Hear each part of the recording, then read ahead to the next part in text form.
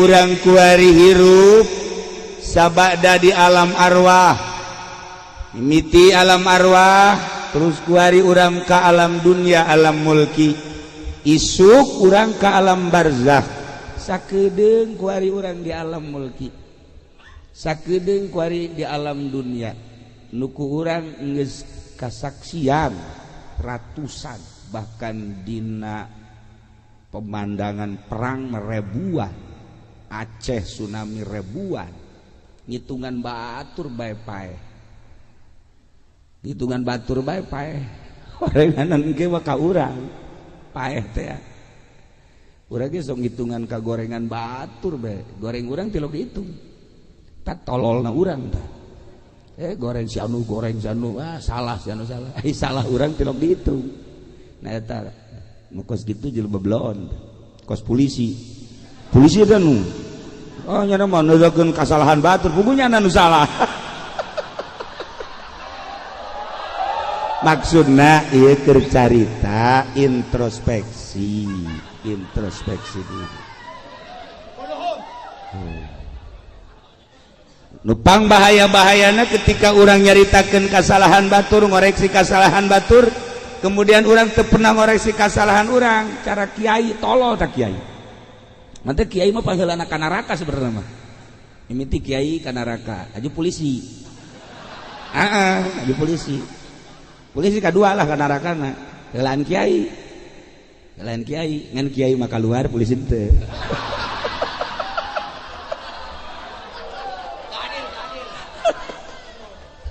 Aduh. Ieu keur carita dosa. Pangbahaya-bahayana orang hitungan dosa batur, kesalahan batur, kesalahan orang teu pernah dihitung-hitung. Tumandak dina ilmu tasawuf mah teu meunang ngitungan kesalahan batur, kudu urang bae dihitung kesalahan teh, merenung ke aing ieu ti isuk tadi hudang pangheulana ka deuleu naon, oh ping-ping si mbah hiji. Hitungan tah hitung tas dale ping-ping malah mah lain sakadar ping-ping, haju ngongkong. Tah eta terus itu introspeksi. Hasibu qabla an tuhasab. Nu jelas urang kabehan teh bakal balik ka lembur nu asli. Anu urang disupri salila hirup di alam dunia ngumbara titah bebekalan jang kelembur nu asli. Nu mantak ieu kiai ngarajakan ngaji bae ge ka umat, nu mantak pamarentah ngajakan jujur bae ge ka bangsa, nu mantak kolot-kolot urang ngajakan bener ge ka keluarga. Ieu teh maksudna supaya urang boga bekal jang balik ka lembur nu asli. Lantaran ieu urang yakin bahwa setelah urang paeh aya alam barzakh, kadituna aya alam mahsyar, kadituna aya alam akhirat, aya sorga aya neraka. Tah ngabangun sorga jeung ngabangun neraka teh kuari. Urang kuari teh ka lembur akhirat endek mawa suluh apa endek mawa batu bata, apa endek ngabangun seuneu mawa suluh ka ditu, apa endek ngabangun istana mawa batu bata, mawa split, mawa semen, moal naon deui? Naon deui? Kan nyaho ieu budak.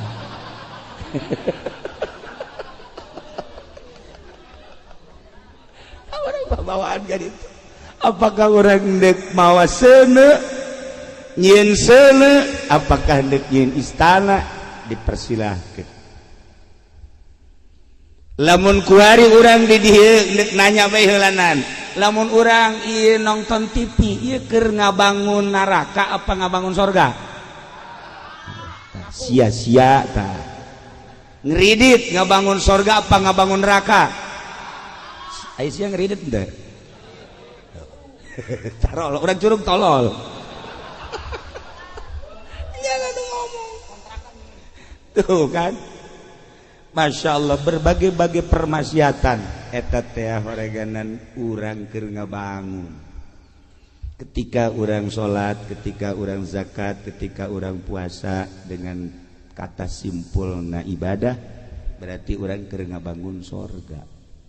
Engke di sorga lagi beda-beda. Aya nu istanana agreng pohara, aya nu biasa bae, aya nu RSS. Di sorga gitu mah. Maka ieu mah teu kapanggih. RSS ge eueuh. Di luar sorga jeung mah. Maksudnya antara sorga jeung neraka. Ka sorga henteu ka neraka henteu. Ya Allah.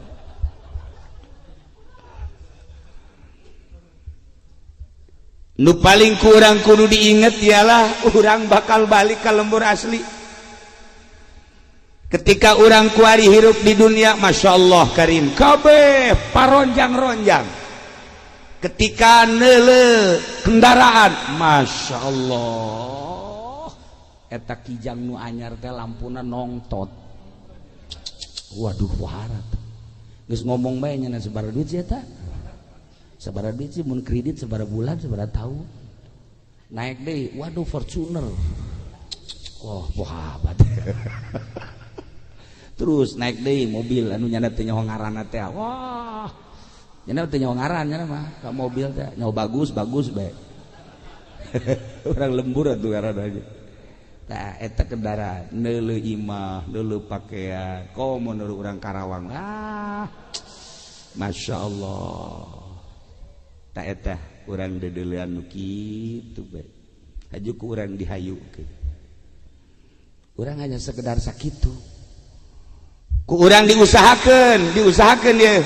Usaha jang mobil, usaha jang imah, usaha jang pakaian, usaha jang kawin deui. Hasil paeh sakitu kitu nangis. Bakal jadi siksa. Tat urang teu inget ka kos kitu teh. Teu inget ka kos kitu. Masya Allah kari. Padahal urang kuari keur ngabangun. Nah. Urang kuari beli imah. Baju dibagus-bagus, kendaraan, imah, sare ge pohara, make kasurna teh nu buatan pasar kemis teh, Inoak, Inoak, itu bagus Inoak batu, panas, Inoak.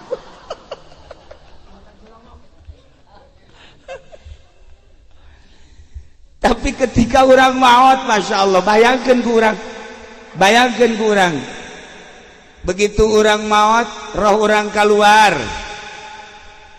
awak orang dicencerikan, baringkeun, endetolan dulur kabeh ngalayad, tandian, bungkus, kencengkeun, pocongkeun, teu nyaho eta sasaha. Apakah eta bupati nu kenceng? Kena gubernur leuwih kenceng deui. Polisi leuwih kenceng. TNI Hai kabeh ieu geus mah. Kiai sarua. Pocong-pocongkeun. Dipocongkeun. Teu nyaho eta letnan, eta jenderal, eta abuya, komo kieu mah RT lain online. Dipocongkeun. Masya Allah hari. Dipocongkeun. Bawa ke kuburan. Renungkeun ku urang. Ketika di kuburan nu kamari urang teu meunang salah, kudu aya spring bed ku ari samake heueuh. Nu kamari kudu make AC bae. Ku ari boro-boro AC. Ya Allah ya Rabb, saaya-aya. Kamari mah kudu kelega bae, kudu tiis bae, kudu memadai segala lengkap perlengkapan di kamar. Kuari di jero kuburan diuk teu bisa, samak boro-boro loreng, boro-boro jas, boro-boro jubah, kain kafan saaya-aya.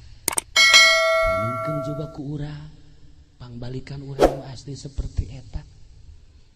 anu kamari komandana siap dan laksanakan siap dan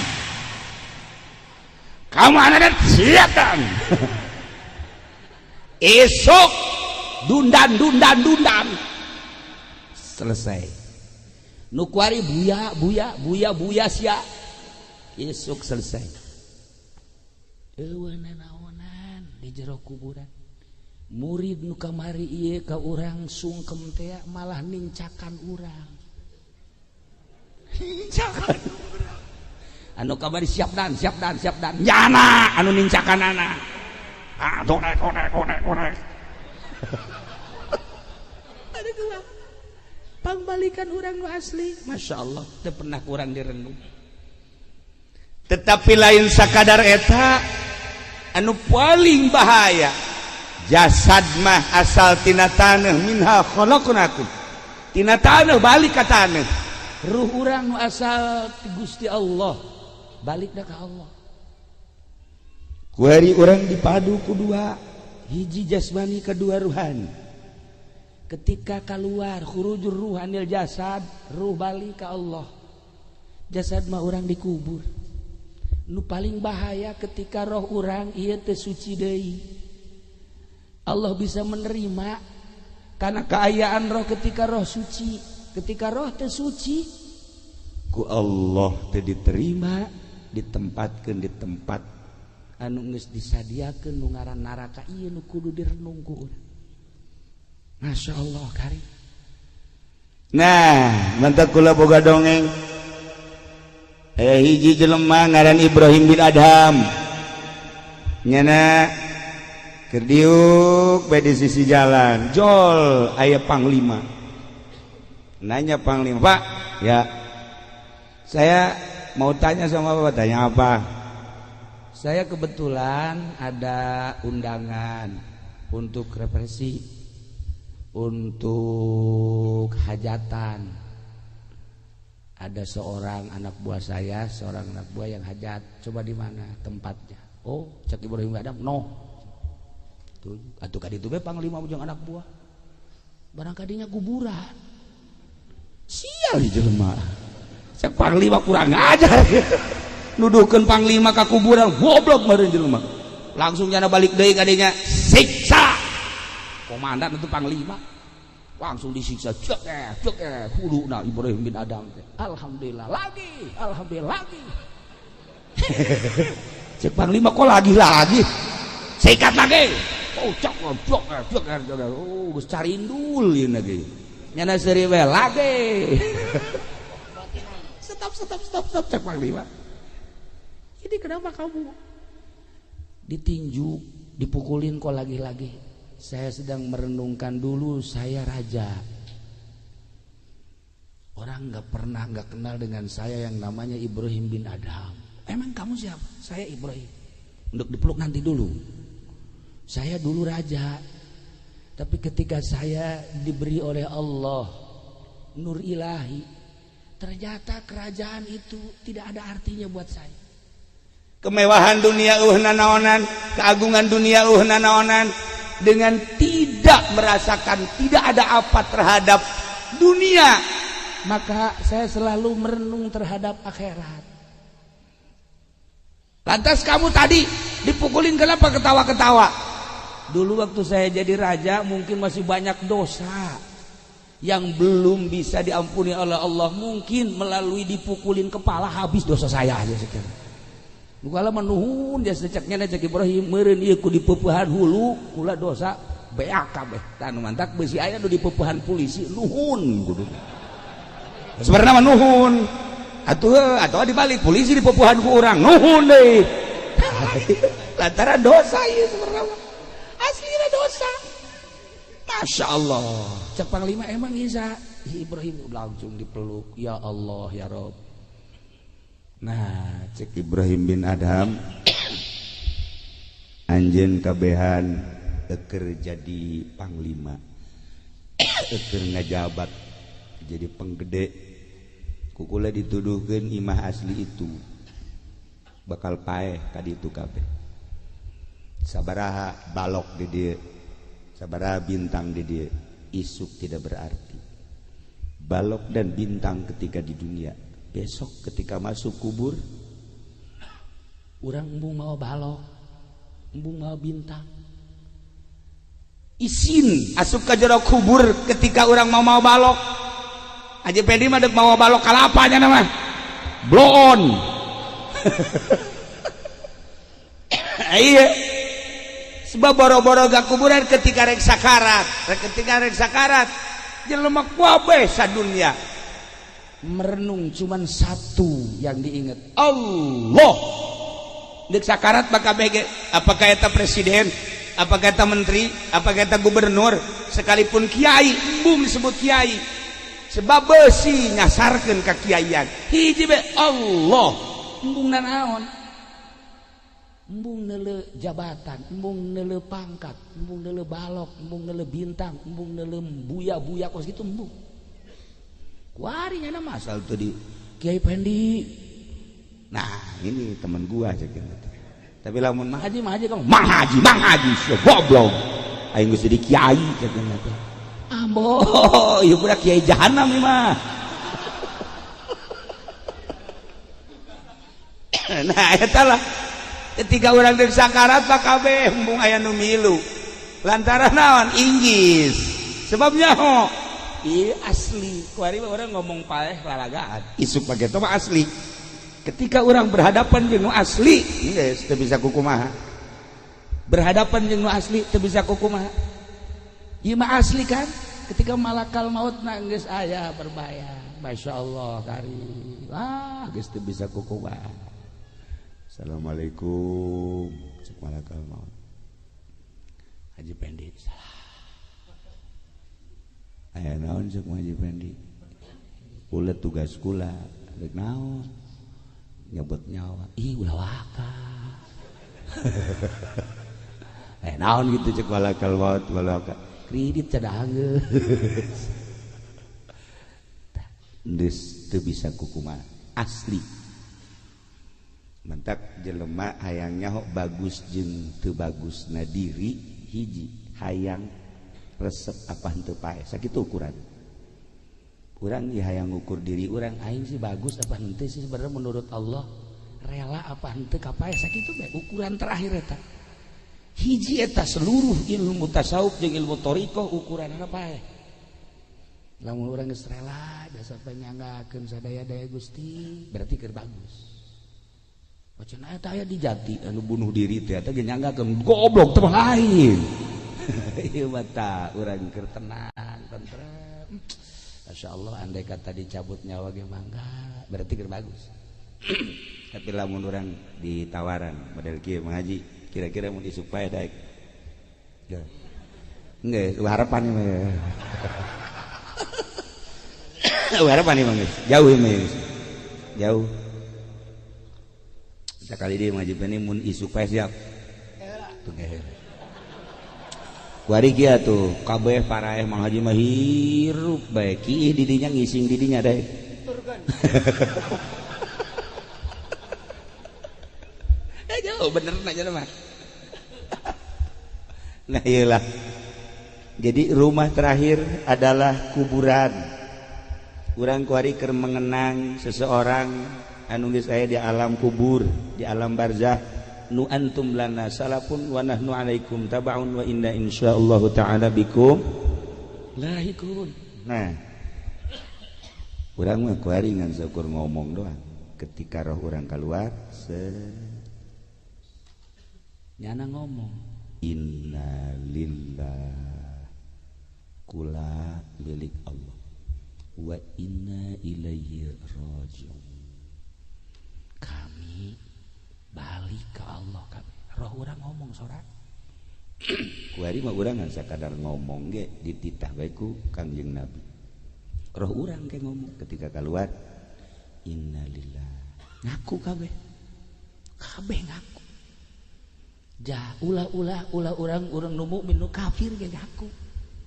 Kafir, Kristen, Yahudi, Konghucu, Buddha kabeh ngaku innalillah kami nu Allah deuk ka mana balik atuh nya wa inna ilaihi rajiun kami kabeh balik ke Allah Nah tinggal engke urang asli nak bisa balik apa henteu ka Allah tergantung amal urang. Maka aya jelema pelit jasa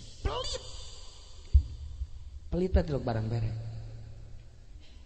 nyana keur kieu bae dahareupeun imah jol aya nu menta-menta begitu aya nu menta-menta maksa kulantaran maksa diberelah ku cenah minta duit dibere duit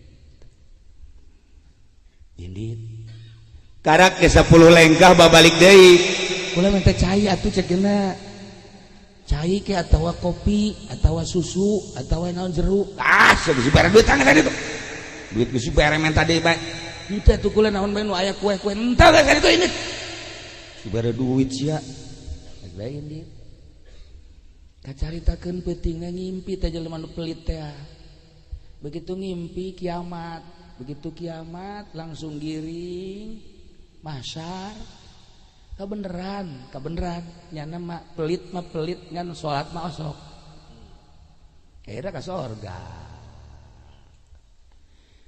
barang datang ka sorga teh eueuhna naon di sorgana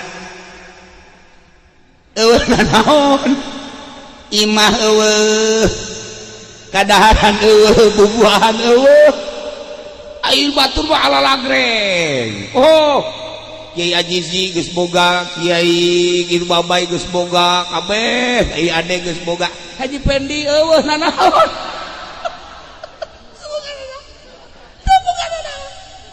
ya Allah ya Rabbi nyana lulumpatan ka dieu itu hese eueuh nanaon akhirna kan nyana bebeja ka pagaweana malaikat ayeuna naon ieu surga kok teh sesuai aja nu diucapkeun ku Kangjeng gitu cenah cak Kangjeng di surga mah serba aya kok itu batur ala lagreng kendaraan mewah pakaian indah bidadari ngabereleng bubuahan lo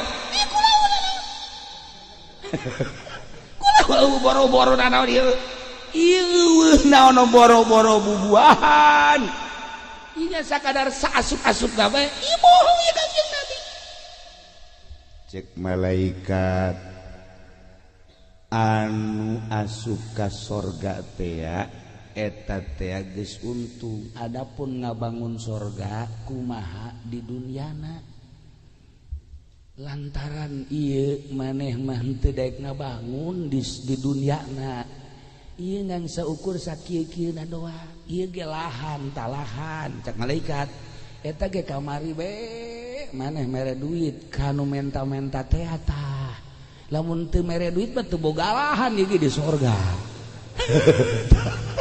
jasa langsung hudang merenung hudang langsung kieu ya Allah ya Rabbi horeng di sorga ge aya pelit mah eueuh bangunan tuh bangunan makanan nanaonan Masya Allah eta ge nyana boga lahan mere teh tah duit ka jelema nu maksa di harita nyana barahan bae geus terus asal anu menta-menta ha komo jahe mah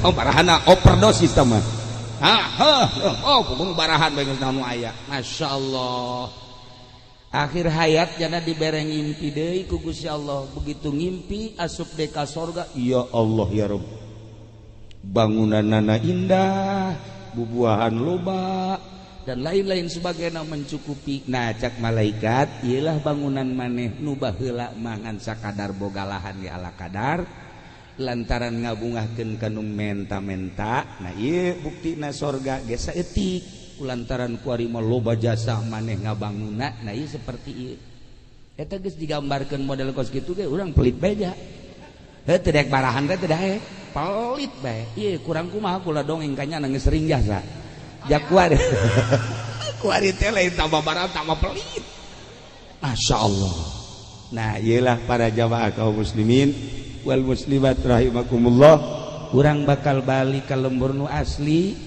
apakah orang dek ngabangun neraka mawa suluh ti dieu berbagai permaksiatan nuku orang dibangun atau orang dek ngabangun surga melalui ibadah terserah eta mah kaayaanna diserahkeun ka urang kabehan nah ngan sing hade urang salila hirup